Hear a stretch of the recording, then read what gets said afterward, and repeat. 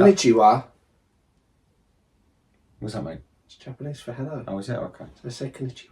Konnichiwa. Konnichiwa. Means you're a Now, hi, welcome to the Bench and Movie Club. In this podcast, we like to speak about individual films each time. Every week we pick a different film. And this week, I have picked a film. My name's Charlie. Oh, yeah, my name's Ben. Sorry. I just thought, there's some people, this might be the first time they listen, so sometimes it's good to tell people what the podcast is about. Okay. We are professional filmmakers. No, well, not really. I won't say. We've made films. Yeah, they're not professional, are they, really? Well, they exist. We use professional stuff. Yeah, okay. All right. I think it's professional. Oh, okay. Mine's professional. All right, well, mine ain't. And we this week I have chosen Jaku to Memi no Ki from 1974. But it's translated as Jack and the Beanstalk from 1974. Yeah. Which was a feature-length anime film from the 70s, which, when I was a child, it was legendary. It was like everyone had seen that film. I thought it was just us. No. Really? Well, everyone who I knew. I remember being out in Booker Close, which is the cul-de-sac where we grew up. It'd been shown on TV at least a couple of times, because every time it was shown, I remember distinctly being out, say, like in Tunley Green with, say, David and a couple of other ones. Go, oh, God, Jack and the Beanstalk was on again yesterday. Did you see it? Oh, that's so freaky. And we'd all talk about how scary the film was and how freaky. I think it's probably the scariest film we spoke about. Oh. Well, no, it's not. But as a kid... It is quite freaky. I mean, the animations, and it's quite a dark cartoon, but it is. I mean, we loved it growing up.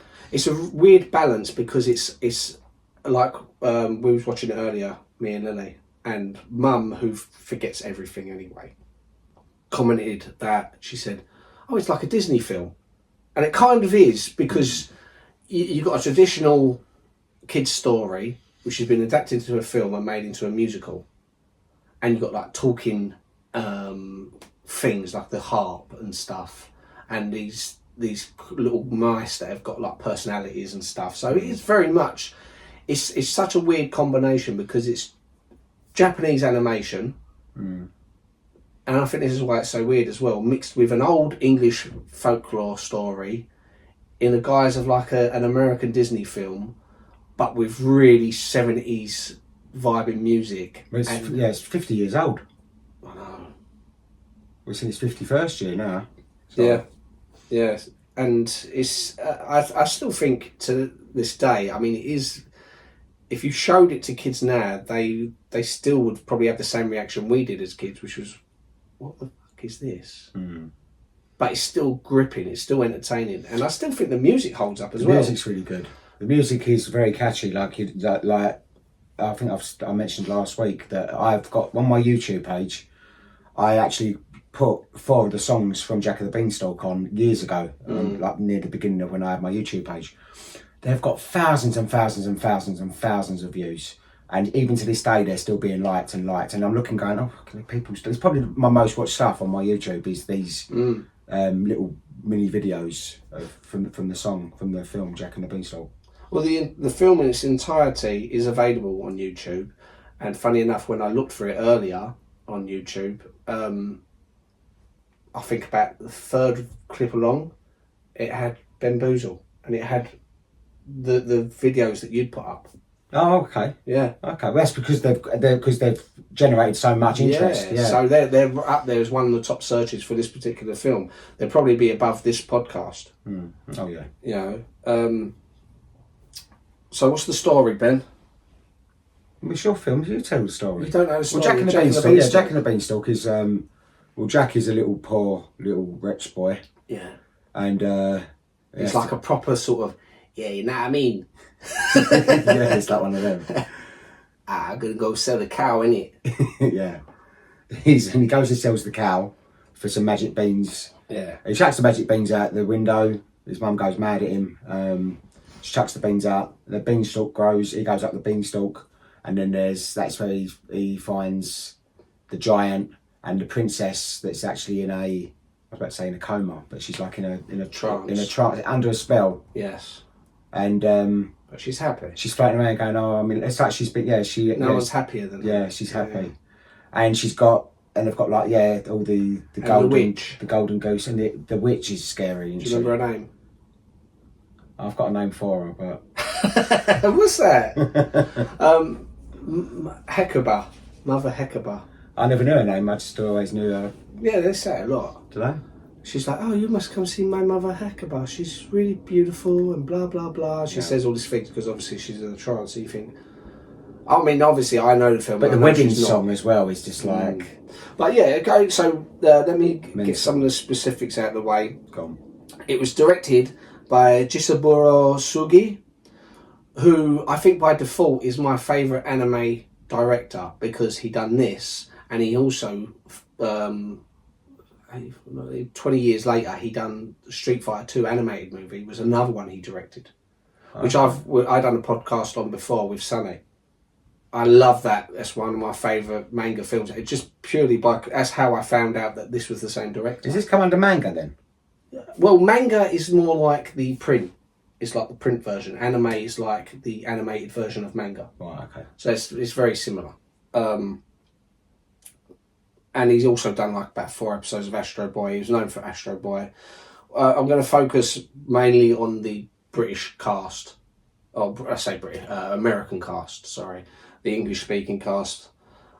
There's no one particularly famous. Jack's mother, Madame Hecuba, and the harp, all voiced by Billy Lou Watt, who was the English voice of Astro Boy, and also Kimber the White Lion. You heard of Kimber the White Lion? Well, Kimber the White Lion was... So it's basically all the voices then, because that's the witch, there's Jack. Well, yeah, the witch, the mum, Jack, and the harp. Yeah. Kimber the White Lion was quite... it was controversial in the mid-90s because when The Lion King came out, people who knew Kimber the White Lion said, that's Kimber the White Lion. It's the same story. Right, okay. You know, so that's the only reason I know of Kimber the White Lion. Right. Through that. She sadly died of lung cancer September 7th, 2001 in New York.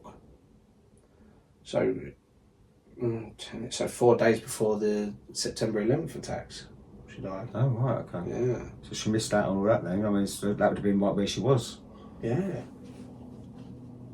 People would have assumed, see, if she died then, they would have assumed, oh, that must be how she died during the terrorist attacks. Of course she would. Anyone who died, yeah, exactly, especially in New York. Yeah.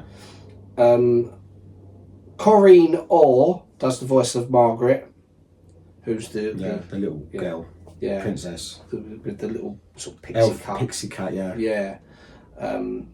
She was Setsuko in Grave of the Fireflies, which was quite a famous anime film. It's very depressing. Okay. It's highly regarded, but it's about a boy and girl. It's just after Hiroshima, I believe, and they're just going in the streets trying to find food.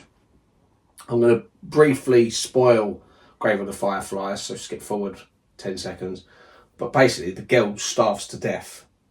It's like an 8-year-old girl starves to death. It's really horrible sort of story in this cartoon, but people just hail it as a classic. I just found it so depressing. There was no sort of happiness to it. She also voiced Trixie in Speed Racer, and it also says that she voiced Tiger Lily in Peter Pan. Oh, okay. Now, I can't remember Tiger Lily ever speaking in Peter Pan. Does she speak? It's been so long since I've seen it. I've seen that. I ain't seen a proper Disney film for years. Yeah, well, according to Wikipedia, she voiced Tiger Lily in Peter Pan, but it doesn't say it on. Well, she must have said something then. Well, it doesn't say it on IMDb though, which is maybe not. It's strange. It's hard to find. I know when you're looking for facts, sometimes it don't really give you too much information. You know what it might be? It might be one of these things. You know when people go like, "Yeah, I was an extra in Lord of the Rings," and just put it on his IMDb page or put in his credits thing. Who's going to prove me wrong? No one's going to look it up. You know. Ray Owens done the voice of the Peddler and Tulip. So Tulip doesn't say much, does he? He's got, but he also does the Peddler, the weird man who sells them the beans. Yeah. Who plays that very 70s sounded sort of clav, I think it is.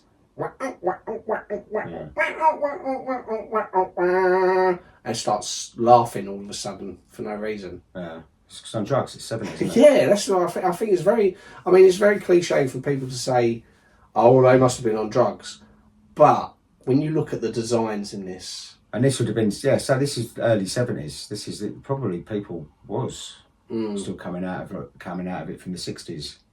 he voiced the Flash in the Superman and the Aquaman hour. He died aged 71 while scuba diving. But that's all I heard about it. I don't know what happened there. And one who I think is one of the most important people was the composer Takashi Miike, who died 11th of May 2009, aged 64.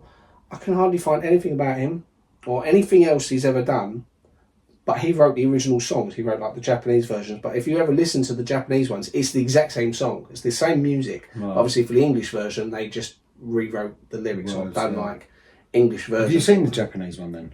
I've seen clips of the Japanese songs because I'm researching for this. I thought I want to hear what the Japanese, and because And they're the same songs. Yeah, because sometimes you think, well, that's a completely different Different tune, song, yeah. but it wasn't. It's the exact same music. So like, no one happier than I'm not going to try and. Well, a lot of people say with that song, it sounds like "I'm on Top of the World" by the Carpenters. I can't hear it. A lot of people, but as I'm saying, I'm going by people that have commented on my YouTube about that song, going, "This is exactly the same song as "I'm on Top of the World" by the Carpenters." I suppose if it's slowed it's got down, a very it's very But I sing it and I'm thinking, is it the same? But it obviously must sound very similar because a lot of people comment and say this sounds just the same as that. It might be like, that there's that picture of the shirt which is like brown and blue or gold, and people say, "What colour's this shirt?" Oh yeah. You get things like that all the time, and I'll post it on our family chat, and a couple of us will all be, no, I see these colours, and I'm like, well, I see these colours. It's so blatant, it's these colours, and you go, no, it's like pink and grey, and I go, no, it's white and blue or something. Well, the thing is, I can hear the Carpenters in it, and when it was on earlier and the song was on, I said to Mum, I was like, "This sounds like the Carpenters." And you actually said that? And she went, "No, it don't." Yeah. I said, "No, I'm not saying it is the Carpenters. I'm saying it sounds." She goes, "No, it don't. It doesn't sound anything like them." And I couldn't think of the song. Yeah, it's but I was thinking, if the Carpenters had released this song, you wouldn't think that's against their usual MO, but you'd go, "No, that's what they sound like." Yeah. But she just wouldn't have it. She went, "No, I can't see what you're talking about. about." I can't hear it. I can't hear this. I might as well have been saying it sounds like Iron Maiden to her. She was angry about it. How dare you? But no, I love the songs in this. I think it's the strength of the film. Yeah, we've had some funny laughs about certain songs in it. Yeah, I pointed them out to Mum earlier. Saying it's like certain You know people. who that's like? Yeah. You know who we always thought that was like? And she laughed. Yeah. She laughed. But yeah, that's good. When did you first see it? See, I can't remember. I can't remember when we watched this when I was younger. It must have come from me on video, because I was always. It was on TV. Did we have it on video? I don't think we had it on video. We might have had it on video. It might have come from Maxine. Maybe. I think Maxine, because she used to get lots of kids. If they scared Louise, we used to get them. Yeah. So basically, if any cartoon where a character moves his head too quickly, Louise would jump and we'd end up with it. There was one that she hated because it was South African, and she goes, and she used to play it all the time. She goes, it's doing her fucking head in, like Animal Olympics. Oh God, yeah. And she says that, she goes, and she give it to us. She goes, "Here, look, take this." So that didn't scare her. She liked that one. She goes, but it's like it's the South African accents all the time where she's watching on repeat. I think. Yes, and I remember there was the two marathon runners, wasn't there? I vaguely remember. There was like a leopard and a gazelle, and they was competing with each other. They was running like this long marathon, and it kept cutting back to them. And in the end, they started holding hands and they ran off together. Yeah. And there was one where there was in an Olympic swimming pool, and there was an otter and a killer whale or something like that. It was rubbish. It was really well animated, but it was like, it's no real story to it. No. It was literally just, the joke was animals doing the Olympics. And that was the only one that Louise could stand, and it just got on her nerves. So she played it again and again. So Maxine goes, "Oh look, it's the South African accents. It's doing my head in. Can you take this?" She went, get rid of that. Yeah, I've got a groovy ghoulie. She'll like that. I remember that groovy ghoulies. That was good. Where you going, little ghoul? Well, that was very 70s as well. Yeah, proper 70s. I got well in my cabin, wasn't it? Yeah. Was it 70s that cartoon, or was it 80s? No, It 70s. felt very 70s. 70s. Well, I can download a couple of them and put them in my video thing for downstairs. You could tell the 70s because the sound, like And the with laughter this- track on it as well. Yeah, It's got a laughter track on it. I wasn't as bothered about Groovy Ghoulies. I like horror creatures. Do you remember that song though? Yeah, because With you the used to little play it all the girl time. I don't play it all the time. Yeah, it was a way of torturing me. But back onto this, I actually made a note of all the songs. So the very first song is Caught in the Trap, where Jack wakes up. This is a good way to explain the story anyway. So at the beginning, Jack wakes up and she's like, "Go on, Jack, get out of the house!" And he's running about looking. He's based on the song. He's looking for traps, looking for caught in the trap. And it's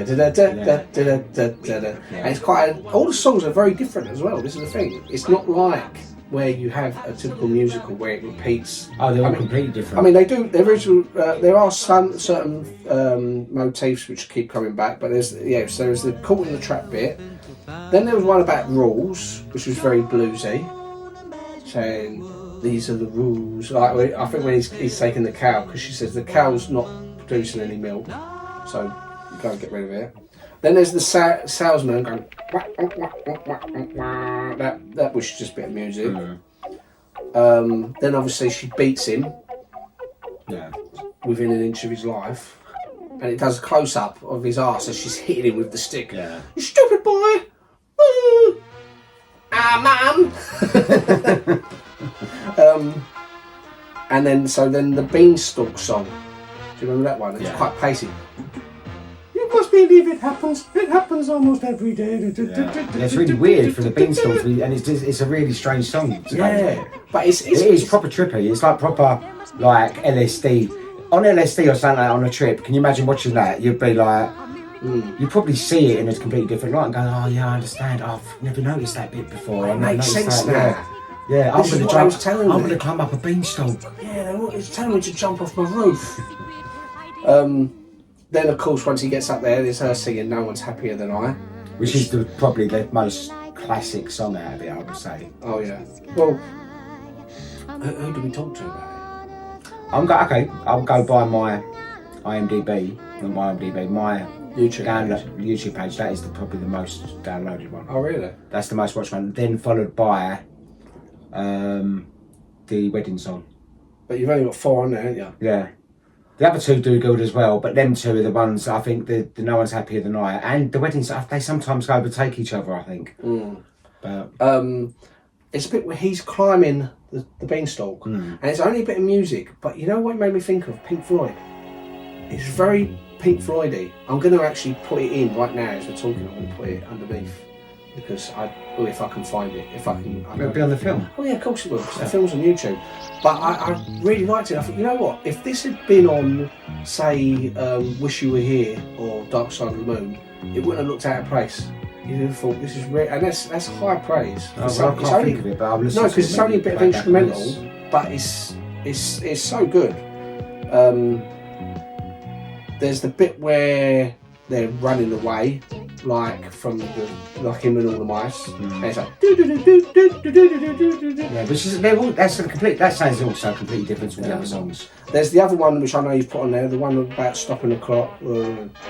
You're such an ugly little fatty little prick. And he's sitting there like looking at it all like that, all lovingly. Yeah. And she's like, it is a really funny cartoon.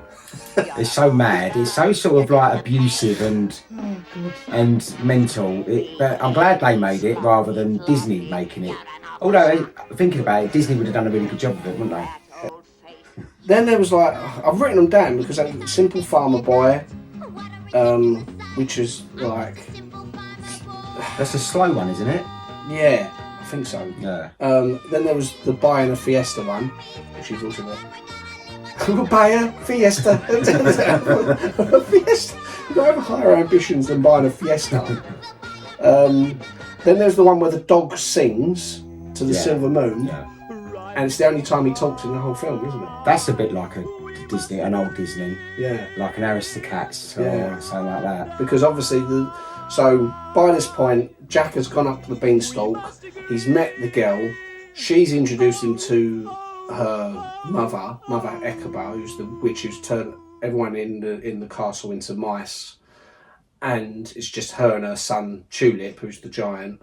And she's like, oh, I'm going to eat this. I haven't eaten for 20 years. What a delicious morsel. And it's like, oh, God, it's really scary as a kid. I can see why, because she's sort of like staring at him. Yeah. She makes him eat this soup, which makes him unconscious. She quickly does that run across the floor. Yeah, it's quite. And actually, before there's a bit, scary. There's another scary bit. Before she gets there, they're walking around the castle, and you can hear his voices go, "Run away, Jack! Run away, Jack! Run away!" He's looking down the corridor. She sort of waves her hand, and all the doors slam. It's very like Shining. They can make a good horror film out of this, actually. It's like a really good horror. It's like a kid's first horror film, I think. If your kid can stand it. I think that's the reason why it's so famous and it's like a cult classic, because it is so dark and it is so unusual, and it's not like any other film. Like, the thing is, you could put it on for a kid and you could also enjoy it as well as an adult. And like, the kids might look and go, well, I don't think they'll be too scared of it, but they would remember it, I think. There's another one, because I'm so glad I watched it as well, because I haven't watched it fully for years. Those 4 songs that you put on, I use a lot, and I'll tell you why in a bit. But there was a song before the wedding, when she's setting up the wedding, which I'll just put as he, Heckaba.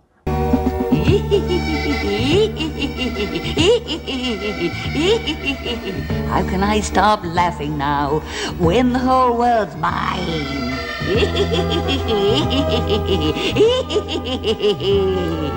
Say to those red eyes of yours how gleefully they shine.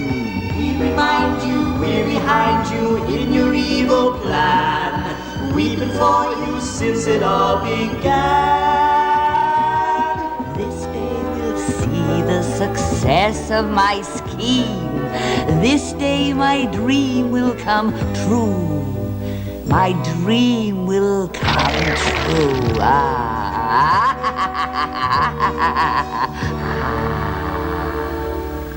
Then there's the Are You Happy one, which you've got on there. Yeah, that's really. Are you weird. happy? When they're getting married, and it's like, Lily say that you love him. Because Lily had watched this when she was about 4, so she'd forgotten about it. And when that bit was going on, are you happy?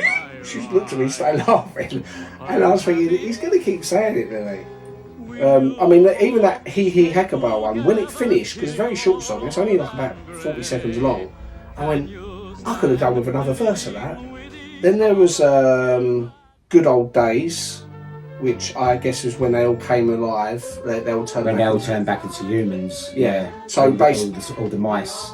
Yeah. So yeah, Silver, going back quickly. So Jack went up the beanstalk. He got the hen, the goose, or the chicken that laid the golden eggs in this. Took him back to his mum. Sang about buying a Fiesta. Then the dog didn't want to come back down because the dog thinks he's like all brave like a knight, and he's like, no, we should have stayed up there and helped the mice. So then he starts singing, and the boy goes, oh, I guess that means I should go back up there. So he goes up there. He threatens the harp with an axe and says, how do I stop the wedding? And she goes, only someone really brave can kiss her and she'll break the curse. So he does that. The giant then... That really pisses the mother-in-law off, doesn't it? Yeah. Yes. Little teeth grow out of her mouth. And then the giant grows like the Hulk. He goes even bigger. And there's a bit where she is very trippy. Like, they've run into a room and there's that Mother Heckaba standing there, and all of a sudden all the background disappears and they're on this big massive plane. Like, it just shows her power, and you think this is really... And the floor starts slipping, and then the giant turns up, and rather than step on him, he goes over to his mum and steps on her, because obviously he hates her for some reason. Yeah. I wonder why. Yeah. I could say those are reasons why. Yeah. But, and then he steps on her. She sort of disappears as he steps on her, but then when he takes his foot up, she's now a toy. She's all like springs, and it's so weird. Yeah. And that breaks the curse, so they sing Good Old Days. Then the giant comes out, and they're trying to fight him, and he's knocking him away, and Jack says, I can sort him out, and he makes fun of him, and then he starts singing a song, which sounds like a bit like sort of like a soft punk song. You can't get me, Tulip, and it turns into sort of like a Roadrunner cartoon, doesn't it? He's like throwing down, like the dog throws down railroad tracks, and he's got like a steam engine coming out of his head, runs into a wall. Yeah, it is really mad. Definitely, there was definitely drugs involved in the making of this. Then there's Time to Go, which is him saying goodbye, and then it's weird, like as he's getting chased by the giant, which is like the most intense, scary bit. Instead, it's got like a reprise of No One's Happier Than I. But like, oh, this is a bit weird. It should be like dun dun dun dun dun dun. But you know, I just think, like you said, there's probably 70s, probably on drugs. So this film's the same age as me. From the same year as me. Made the same year I was born. It is the first feature directed by Sugii and animated by Group TAC, and the second film under that arrangement, following, as it did, the just previously produced half-hour educational film, The History of Mutual Aid, The Story of Life Insurance. Oh. What's your favourite? The Story of Life Insurance. As I said, I the fact that he only done those 2 films, it's like that's enough for me. That he's in that position. That I respect him as a director because he made Jack and the Beanstalk and Street Fighter 2. It's like Victor Fleming. He made Wizard of Oz and Gone with the Wind the same year. So you think, well, although can't do no wrong then, he sort of stepped in another director's shoes, but the fact is that his name is forever attached as the director of those 2 films. You think, well, yeah, doesn't matter. And the tune played by the old bean seller is the same as the one sung as the beanstalk starts growing. Oh yeah, it is. But obviously he's doing a slow one. Yeah. The characters have all 5 fingers instead of the usual 4, which ironically is the standard set by Walt Disney when he created Mickey Mouse. The music played when the owl flies down chasing the little mouse sounds quite like Megadeth's Angry Again song played at the opening credits of Jack Slater 2, the movie within Last Action Hero. It's very little information about this film. There's not much to tell you about it apart from you just know it's a cult classic. It's everyone. I think there's a missed opportunity age there. Groups. Yeah, because like you said, you posted those 4 songs and they're like your most popular videos. Yeah, let me see. I'm just going to look on it now. Let me show you how many. Because I was looking for the vinyl. I thought, you know what? I'll pay the vinyl. I'll buy the vinyl if it's like 30 quid. I will buy it. I don't want the Japanese version. No. Even though it's the same music. And I suppose I could put up with that because some of the instrumental I like. Jack and the Beanstalk, Are You Happy? It's got 167,000 views. No One's Happier Than I is 133,000 views. So that is actually the bit that's got the most views on my YouTube. But Are You Happy? Yeah. What about the other 2? We've Got No Worries is 18,000. Yeah. And You Make Me Sick is 27,000. But look at the likes, 2.4 thousand likes, 1.5 thousand likes. You know, it's like 729 comments on that one. That's the trippy one. Is the one that's done the best then. And 290 comments. So people just sort of. Well, they're all kind of trippy, aren't they? Like I use your videos. I look at those videos a lot because I use them songs whenever the Olympics comes on. Why? Because obviously what happened, I like watching the Olympics. You know, I don't watch it religiously, but I sort of dip in and out. I support Britain. I go, come on, GB, you're going to... Oh, they didn't win. Oh, no, never mind. But if they do win, what I do is I put the TV on mute and I put on No One's Happier Than I as the flag's going up. No one's happier than I feel like reaching up to touch the sky. I'm riding on a cloud, I could sing out loud. I'm aglow and I know the reason. What an absolutely magnificent achievement. And they're standing all proud. No one's happier than... as the Union Jack's going up. However, if anyone else wins, I put on that... You Make Me Sick. Yeah. You're just a nothing. And I also do it for like football matches. You know when they sing the national anthem at the beginning? Yeah. I think, I'm going to put you on mute. You're just a lazy, good-for-nothing lump of blah. You look like something someone left out in the rain. You're so mean and ugly, you should be against the law. You're a monster, you're just a pain. Scary, hairy, sloppy, floppy, you're an awful shock. That old face of yours would stop a clock. Any sort of clock. I wouldn't kiss that ugly mug of yours. No one would. If she could. And put one of them songs on. So I'm responsible for quite a few of the views. I go on. But it's only one person gets a view though, you know that, don't you? So that's how I'm saying. So that's how many people, so it doesn't matter how many times people have looked into it. That's it. That's a lot of people, isn't it? There's a lot. This is why I think it's a missed opportunity. I think someone needs to secure the rights to A, the film, and B, the music. Because they must have done. Someone must have the rights to it. The fact that it's on YouTube for free means it's unlikely that anyone actually has the proper rights to it, because otherwise it would be on there for free. What, do you think because it's the English dub one? No, I just think it's not that well known. I think it's known in these enough circles. But they've done a DVD of it. Yeah. It's released on DVD. In fact, I think I've got the DVD upstairs, which I'll be selling. We'll sell my DVD soon. Yeah. But they go for quite good money as well. Well, see, what I'm thinking with that one, particularly the soundtrack, obviously I knew it wouldn't be on Spotify. There's elements of it, like your videos on YouTube, and I'd love to have on vinyl the complete soundtrack, because, like you said, it could be one of those things you sort of have a drink or whatever and listen to the think, wow, this is sort of like very trippy 70s, because I love 70s music anyway. Yeah. And this is up there for me with like some proper 70s music. That's like a very Magic Mushrooms type of thing, like an Alice in Wonderland watch. Yeah, exactly. It would be very similar to that. It's and the story, what makes it so accessible over, say, certain other animes is because it's based on a Western story. It's a very Western linear to the story. Because sometimes with animes, what you'll find, like I've watched. I enjoy animes, but the story arcs are very weird, as in the sense that you'll follow one main character for about 40 minutes, all of a sudden they're gone and someone else has taken over, or something like that.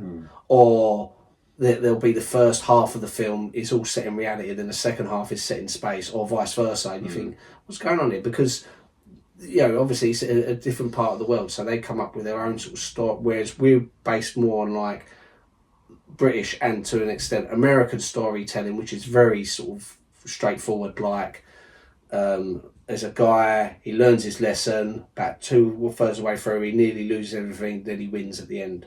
Very straightforward sort of. Yeah. But because it's sort of a mix between the two, like with Street Fighter 2, it's very accessible. So this is why I think British children sit there watching, go, oh, it's like a Disney film. I don't know if they've got the attention span this generation now. No.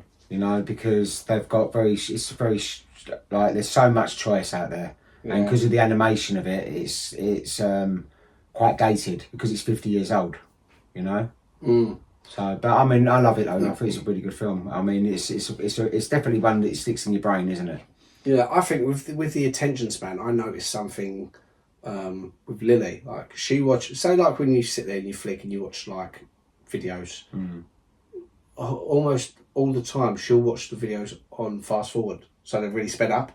I mean, what are you going to do? Yeah, it's and a I think thing. because they're so impatient, they want everything instant because there's so much out there. They want to indulge it all. I think sometimes you need to sort of put the brakes on, take your phone away. It's like people on their phones when you're watching a film. It really pisses me off. It's one of my pet hates. When you're sitting there, watch this film, you sit down to watch it, and they're sitting there, and they're like looking up every now and again, like laughing, smiling to sort of humour you. And they're sitting on there, and I'm thinking, and that really fucks me off. It really does piss me off. So it's just my language. Another weird thing about this film, which I thought as well, it's mad that it was never made into a Disney film, Jack and the Beanstalk. We said about this last week at the end, didn't we? There's certain films that would have been really good 70s, 60s, 70s stories, Disney films. Like Jack and the Beanstalk would have been a good story for a Disney film, and Hansel and Gretel would have been a good story for the thing. I also think another story that I love, which is, I don't know if you know it, it's really sad, and it's got a really sad ending. Girl. No, The Little Tin Soldier. No, it's about the little tin soldier, and there's all these tin soldiers made, and he's the last tin soldier, and he's only got one leg, and there's not enough metal for him. So he's like sits up on this shelf. Anyway, he looks at this little ballerina toy, like this little paper ballerina thing that he keeps looking. He falls in love. Anyway, one day something or another happens. He falls into the fire, and he's burning, and she jumps into the fire with him and like to be with him so that they die together. Are you sure that's real? Yeah, I've never heard of that. It's a little kids car. It's a little kids It's called the Tin Soldier, I think, and the ballerina. I've heard of the. Do you remember the little matchstick girl? Yeah, so Something she's where smoking outside, and then she catches fire to her hair. No, yeah, And she goes, "That's what I told you. You shouldn't smoke when you're 4." Yeah, no, it's because they wrote it because of the smoking ban. They said, right, well, this is what's going to happen. Won't let her smoke in the pub. Now, what is it about each light that she's only got a certain amount of lights, a certain amount of matches, and because it's freezing cold, she's using the matches to try and. And it's sad. Did she die? Yeah, she dies. She uses the last match to burn this little tin soldier. There's some quite dark ballerina girlfriend. There's some quite dark sort of Most of children's stories. Most of them are. Actually, if you look Hansel at and Gretel push the witch into the fire. I mean, first of all, the parents don't want them. They're like, I think it's the mum. The mum hates them. Goes, get rid of those kids. So the dad takes them out into the forest. They find themselves back with breadcrumbs. Then he takes them back again, and the breadcrumbs are eaten. And you think, how horrible to be rejected by your parents, taken out into You could remake it with the brother and sister out of this country. That'd be a funny Hansel and Gretel. So did Lily like this film? She liked it. She likes it, but like you said, Does she got attention? What's her attention? Does she sit there on her phone when you're watching stuff? She's better than most, but if it's something which I think, right, like I said, you put her up on it. I will do, yeah. But it's like, say, like we're watching the James Bond films. We're just up to, we watched the last of the first Sean Connery, Diamonds Are Forever, and then Live and Let Die, which was the first James Bond I ever saw, which was quite scary. And there's some quite good ones out there. I can't remember which ones that they are, but I remember there was ones that I watched when I was a kid that was good. Live and Let Die is the one set in like New Orleans. These ones were like Roger Moore, Sean Connery, I think, the ones that I this was Roger Moore. Yeah. And it's got I didn't really like Pierce Brosnan. He was too slimy. Which guy out of Annie? Punjab. Oh, was he in it? Okay. He plays Baron Samedi. He's like a guy who can't. Oh, he ain't a Bond girl. Yeah. No, he gets like spoiler alert. He gets killed, but he keeps coming back because he's. And at the very end, this I remember so vividly because I remember being around my aunt's house when I was a little kid, watching it and getting really scared because at the end you think, oh, James Bond has won. And as the train's sort of driving, it cuts to the front of the train. He's sitting on it. He's going like laughing, and you see how big Punjab is, you know, but he's like all like this face makeup. Anyway, her attention span is okay for her generation. Yeah, but you know, sometimes I say to make a point to her, go right. We're putting the film on airplane mode because if it's on airplane mode and we put our phone on the coffee table in front of both of us, you can see if the other one reaches forward to grab it. Yeah. But I've noticed sometimes if she's managed to keep hold of her phone, I'll look over and I can see she's looking like that. I know they can't help it. They can't help themselves. It's quite sad, really, that your phone becomes so.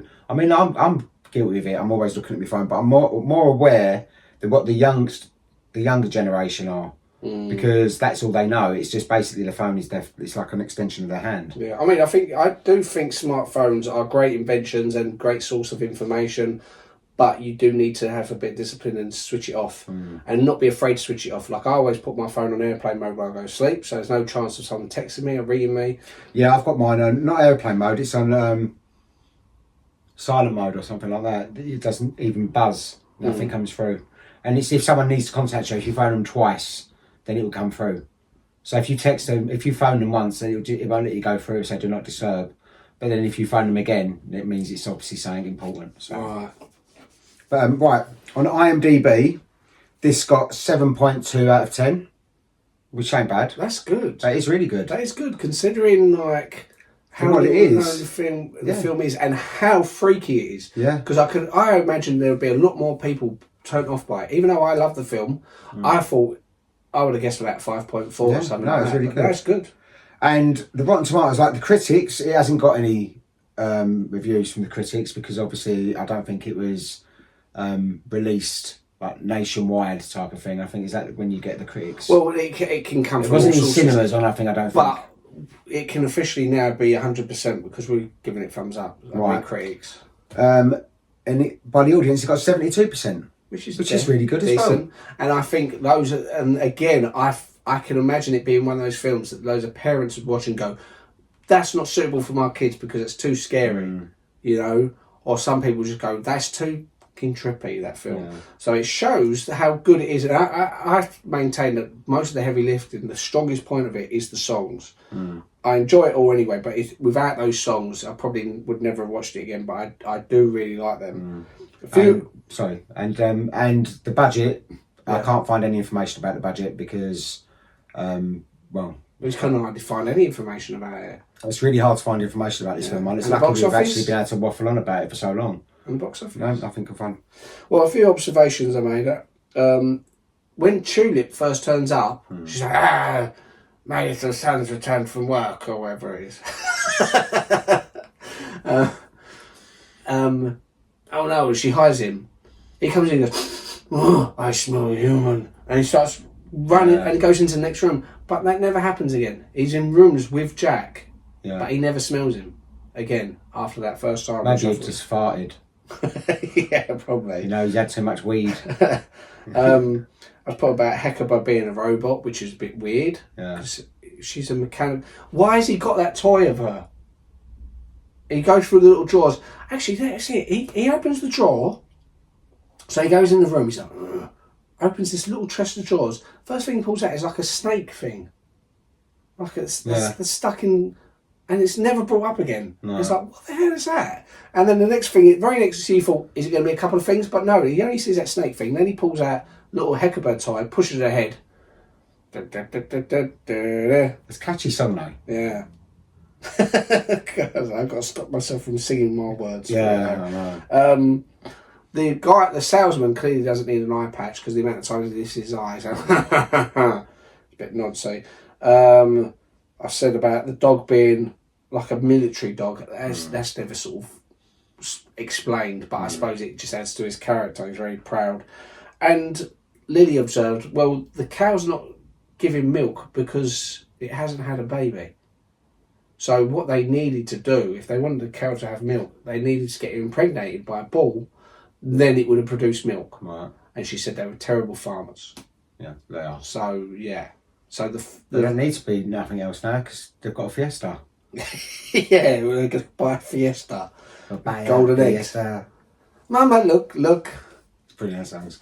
Yeah, no, really good though. Yeah, so it's an enjoyable watch. I recommend it if you haven't seen it. So yeah, and it's even if you haven't seen it, film, but give it a go. You might be like us and haven't seen it since. You might hate it and you might go, what is this? But then you might look at it and go, this is so weird that it's fun. I'm going to guess that when it was shown on telly, when I saw it, it would have been about 88, 89. So maybe it hasn't been. So there'd be people of our generation who go, I vaguely remember that. And I'll put pictures up so people go, oh, it's probably a lot bigger in Japan. Maybe. Possibly, but even then it hasn't got that much information. No. And there is a lot of anime out there, so it probably got lost amongst all the other stuff. So if you're a fan of Japanese animation and want to see something old, because Japanese animation got really big with Akira and loads of the 90s stuff. I don't know any anime stuff. No, but I was heavily into it in secondary school.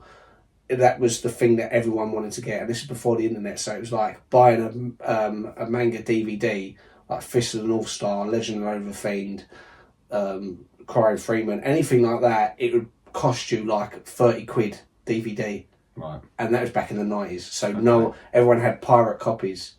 And the Street Fighter one I had was like gold dust. Everyone wanted to borrow it. And it was, kept it. Cool. So what have you got? Oh, it's probably, it's like a rom-com. Disney-esque kind of rom-com, actually. It's like probably one of the most romantic rom-coms out there. It's I don't know if you've seen it. It's called Rita Sue and Bob 2. It's really lovely. It's so romantic. It's just got such a beautiful story. It's about like true love and your first love. No, it's beautiful. I have seen. It's a British film. Have you seen it? I know. I've seen all of about 10 seconds of that film. It is, and it was him in a car with them. And I just thought, this looks like a really low budget porno, like about dogging. And I remember you just go, no, it's good. I was like, trust me, give it a go. It's funny. It's a really funny film, and it's a classic. It's another cult one, you know. So I think it will be people will be interested in this one. I'll watch it. I'll listen. I You will like it. Trust me, you I'm will like nothing it. against watching it. You will like it. I will watch it, and It's got some good actors in it. It's some really funny lines. It's like a good little storyline, and it's like proper British Rita 80s. and Rita Bob Sue and Two. Bob Two. the follow up to Jack and the Beanstalk. Yeah, that's a good film. See what happens once Jack gets his Fiesta. Yeah, He chats up. Rita and Sue. Yeah, well, don't tell me anything. I'll watch it, and I'm always open to do films, and I'll. You'll like it. You'll like it. It's not. But if I don't like it, I'll tell you. Yeah, why I know don't you will. like I it. know, but Yeah. I think you will. All right, so thank you for listening. Yes. And join us next week for Rita, Sue and Bob 2. Yeah. And like, subscribe and share. Bye. Thank you. Bye-bye. Bye-bye.